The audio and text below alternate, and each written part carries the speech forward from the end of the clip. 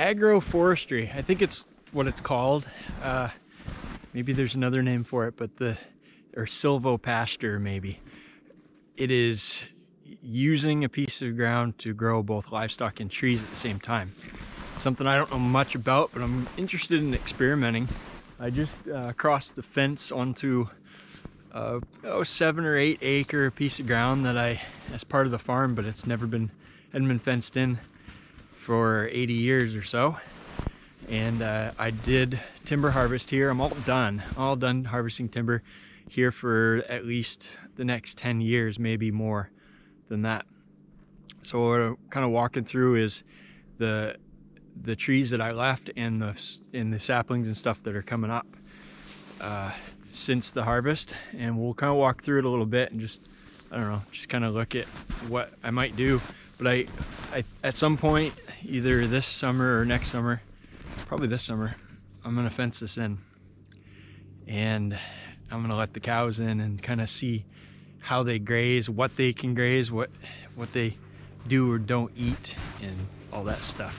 So the idea, I guess, from my perspective, is to find a way to have like a symbiotic relationship between the livestock and the forest, where the cattle, trees they grow so slow that you have to live 10 lifetimes to really see full benefits of a lot of the work you do with them on a piece of ground. But with livestock, you can harvest a crop every year. That's the beauty of it. That's why they say trees grow poor people, and farming is usually much more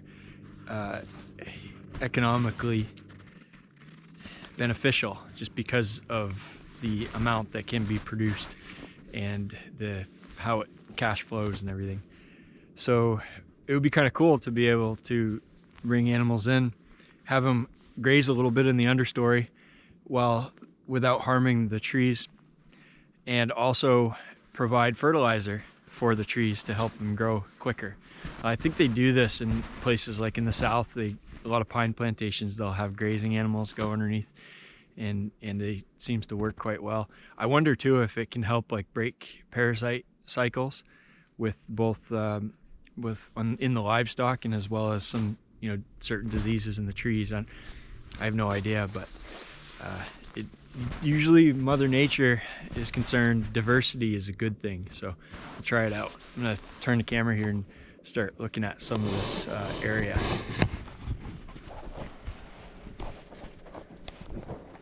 All right, so these are some trees that I left, some cedar and birch. And this is an area that was all aspen, mostly a little bit of ash, but I harvested a lot of aspen off of this little piece of ground here. It was actually pretty incredible how much. And it was, I cut it pretty heavy. I wanted to open up this little patch, and it appears that we're getting a bunch of young aspen trees that have sprouted up this summer. I cut this last winter, so that's kind of cool. Nice little start. The other thing I like is that the stuff is sprouting up right in my trails. So this was the major trail. I had my little tractor across here 100 times, and obviously the ground didn't get compacted too bad because it's already growing trees right in the trail. Go down here, this little low ground. So yeah, we got it's like a mix of high and low ground. It's a little more wet than the surrounding farmland in places, and that's why this grew up to trees, and they didn't bother when livestock went away in this area. They mostly just farmed potatoes in the uplands, and they let this low ground grow back to trees. But there's patches, like there's a little high spot there, then another low wet spot, and another high spot. It's all kind of mixed, so it's not efficient to. There's another major trail. Look at all the little saplings that are coming up there. And I cut it pretty light, so left a lot of cover and a lot of diversity up top. We get some cedars here. Some spruce trees over there. So it's not efficient to make this to where you run a tractor through it, but a four-legged grazing animal can come in here and take advantage of some of the green growth, and don't have to worry about getting stuck, don't have to worry about leveling off ground or draining things. I mean, they can work in through here. And the big question that I have is, I'm walking along one of my well, this is not a major trail, this is a smaller trail. Let's go on this main trail. The question that I have is, how much initially are they actually going to be able to graze off of this? And this is like some nice high ground. This is well drained.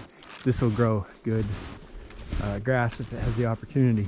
But how much am I going to have to do to try to get grass growing in here?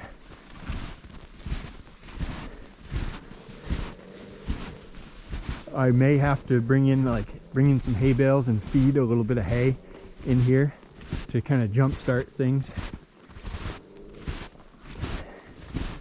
And the cool thing is going to be, it'll be a learning process to try to balance how heavy of a stalking rate or how light of a stalking rate, how long the animals are in here to help achieve the objectives. You don't want to kill too many trees, and you also want to be able to get some grazing out of it that's somewhat meaningful. So I don't know, just like a ballpark on our really poor fields that we just started to manage early on. We're getting like 30 to 60 cow days per acre on that ground, and that has at least 5x on those places where we've done a lot of management and bale grazed in the wintertime, and the grass has just gone crazy. So we've at least 5x that, and we're in some places I think we can do better than 5 times. But just a ballpark, you know, this is probably going to be less than that because of all the trees and not much light reaching the forest floor. So I don't know, we get like maybe 20 grazing days per acre here. It might be a objective to shoot for. So 1 cow on 1 acre for 20 days, or 20 cows on an acre for a day, or get the picture.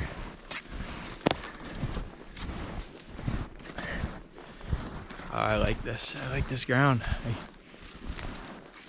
I feel like I kind of did what I wanted to do. Opening it up, harvesting timber. I got more than I paid for the land in the timber I cut last winter, which is kind of cool. And I was able to leave so much that I think we're gonna have a pretty awesome forest coming in here in the coming years, and it's gonna grow a lot faster. These are some pretty healthy trees, I think. That fir tree, if it doesn't rot and fall apart, that's gonna grow a lot of wood in the next few years. This young one, that young one, those are gonna come up nicely. So I like small equipment, because if I had a big machine, would have probably plowed those over trying to get through. So that, we're getting close to the property boundary, but I want to walk through this high ground because there's some maples in here, which is a little bit unique for this piece of land. It's mostly aspen and spruce and fir, but these are a few maple trees. Of course that one's a white birch, but that's a maple. That's a maple there. These ones are maples. And when I was in here cutting the aspen and the fir, I worked around these maples because I was thinking, you know, it'd be kind of cool maybe one of these days, these get big enough, we could tap them and get a little bit of maple syrup. They're not, I don't think they're gonna be great like log producing trees. They're a little messed up down near the base, and they're not super ultra straight and free of limbs and stuff, but might make a little trail through here in the future and do a little maple syrup. Just maybe enough for us to eat, to consume with our pancakes and whatever.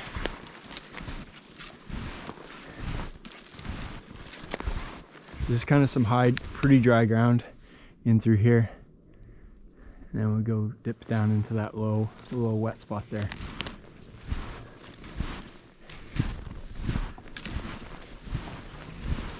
That's it. And that big tree is on the other side of the property line. The property line runs right through here somewhere. So yeah, it should be a fun project. Kind of try it out and see how it works. I mean, bought the land and paying property taxes on it. I'm not gonna harvest it for trees in the next decade, so why not, you know, try to do a little something, make it a little more productive. Try it and see if it works.